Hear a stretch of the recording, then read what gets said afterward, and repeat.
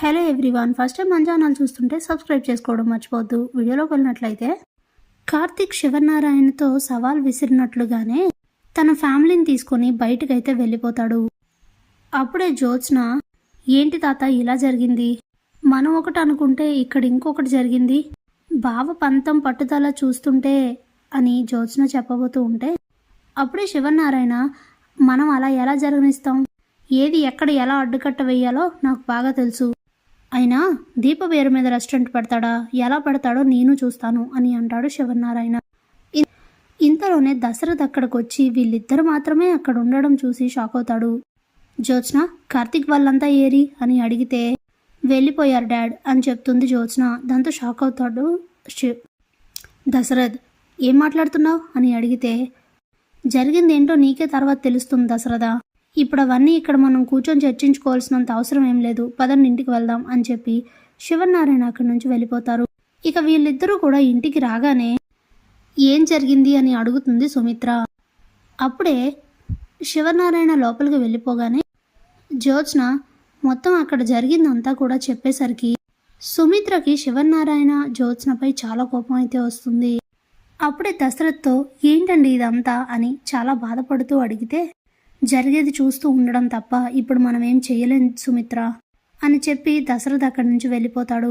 అప్పుడే సుమిత్ర తన మనసులో, కార్తీక్ గురించి నాకు బాగా తెలుసు, వాడేదైనా అనుకుంటే సాధించకుండా వదలడు, మీకు ఎలా సమాధానం చెప్పాలో వాడికి బాగా తెలుసు, జరిగిన దాంట్లో మీ తప్పైనా ఉంటుంది కానీ నా మేనల్లుడు తప్పు ఏదీ ఉండదు అని అనుకుని ఇక బాధపడుతూ ఉంటుంది సుమిత్ర.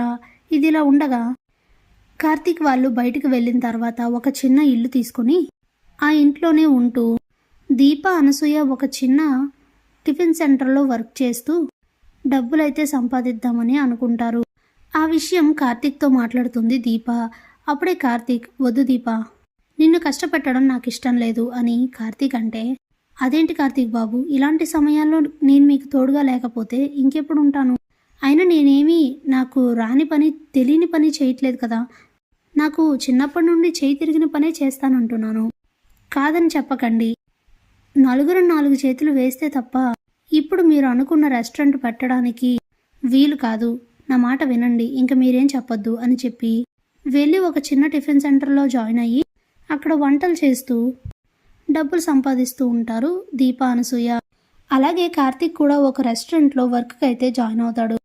నెమ్మదిగా దివాలా తీయబోయిన స్థాయికి వచ్చిన ఆ రెస్టారెంట్ని కార్తీక్ తన ఐడియాస్తో నెంబర్ 1 పొజిషన్కి అయితే తీసుకొస్తాడు. అప్పుడే ఆ రెస్టారెంట్ ఓనర్ కార్తీక్ని తనకి పార్ట్నర్గా పెట్టుకొని వచ్చిన ప్రాఫిట్స్ని లాస్ని కూడా షేర్ చేసుకుంటూ ఉంటారు. ఇకలా బాగానే డబ్బులు సంపాదిస్తూ ఉంటారు కార్తీక్ ఫ్యామిలీ.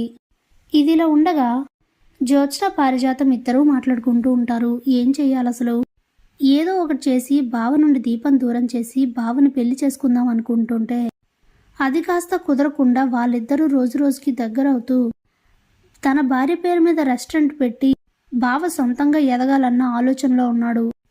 ఇలా రోజు రోజుకి వాళ్ళిద్దరూ దగ్గరవుతుంటే వాళ్ళని ఎలా దూరం చెయ్యాలి, నేను బావకి ఎలా దగ్గర అవ్వాలో నాకు అర్థం కావట్లేదు గ్రాని అని అంటే అప్పుడే పారిజాతం, ఏది ఏమైనా సరే ఎలా అయినా ఆలోచించి ఓ మంచి ప్లాన్ చేసి దీపని దూరం చేసి కార్తీక్కి నువ్వు దగ్గర అవ్వాలి, అప్పుడే నా అసలైన ఆశయం నెరవేరుతుంది, బాగా ఆలోచించు మనవరాలా అని చెప్తుంది పారిజాతం.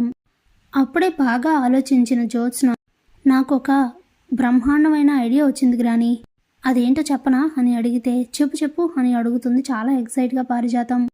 మొన్న ఒకసారి దీపని చంపించాలని ప్లాన్ చేస్తే తనే శివంగిలా వీళ్ళని ఎదుర్కొంది కదా, అదే ప్లాన్ని ఇప్పుడు చాలా మార్చి చాలా జాగ్రత్తగా దీపని అసలు తను అడ్డుకునే అవకాశమే లేకుండా అంత స్ట్రాంగ్గా ఉండే రౌడీలను పెట్టి దీపని కిడ్నాప్ చేయించి ఏదో విధంగా తనని చంపించేస్తే సమస్య మొత్తం సాల్వ్ కదా గ్రాని.